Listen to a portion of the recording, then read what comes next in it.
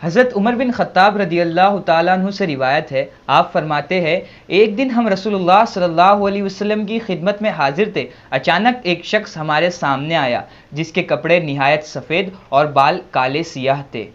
نہ اس پر سفر کی کوئی علامت دکھائی دیتی تھی اور نہ ہم میں سے کوئی اسے جانتا تھا۔ آخر وہ نبی کریم صلی اللہ علیہ وسلم کے پاس بیٹھ گیا اور اس نے اپنے گھٹنے حضور صلی اللہ علیہ وسلم کے گھٹنوں سے ملا دیے اور اپنے دونوں ہاتھ حضور صلی اللہ علیہ وسلم کے رانوں پر رکھ دیے، پھر کہنے لگا، اے محمد صلی اللہ علیہ وآلہ وسلم، مجھے اسلام کے بارے میں بتائیے۔ نبی کریم صلی اللہ علیہ وآلہ وسلم نے فرمایا، اسلام یہ ہے کہ تو گواہی دے کہ اللہ کے سوا کوئی معبود نہیں اور محمد صلی اللہ علیہ وسلم اللہ کے رسول ہے، اور تو نماز پڑھے، زکوٰۃ دے، رمضان کے روزے رکھے اور کعبۃ اللہ کا حج کرے اگر تو اس کے راستے کی استطاعت رکھتا ہے۔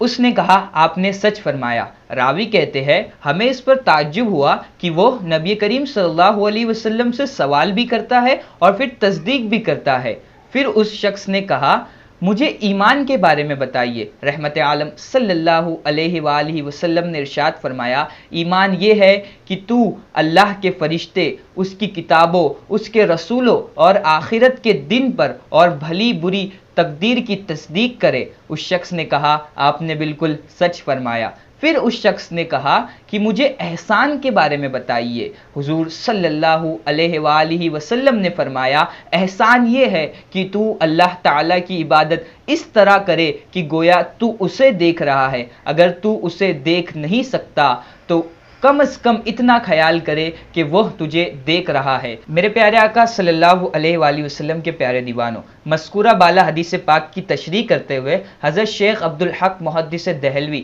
رحمۃ اللہ تعالی تحریر فرماتے ہیں، اسلام ظاہری اعمال کا نام ہے، مثلا نماز پڑھنے، روزہ رکھنے، زکوٰۃ دینے وغیرہ کا، اور ایمان نام ہے اعتقاد باطن کا، مثلا اللہ عز و جل اور اس کے پیارے رسول صلی اللہ علیہ وسلم کو دل سے ماننے کا، اور اسلام و ایمان کے مجموعے کا نام دین ہے، یعنی the combination of Islam and ایمان از دین۔ اللہ رب العزت کی بارگاہ میں دعا ہے کہ اللہ تعالی ہم سب کو ایمان والی زندگی اور ایمان والی موت عطا فرمائے، آمین۔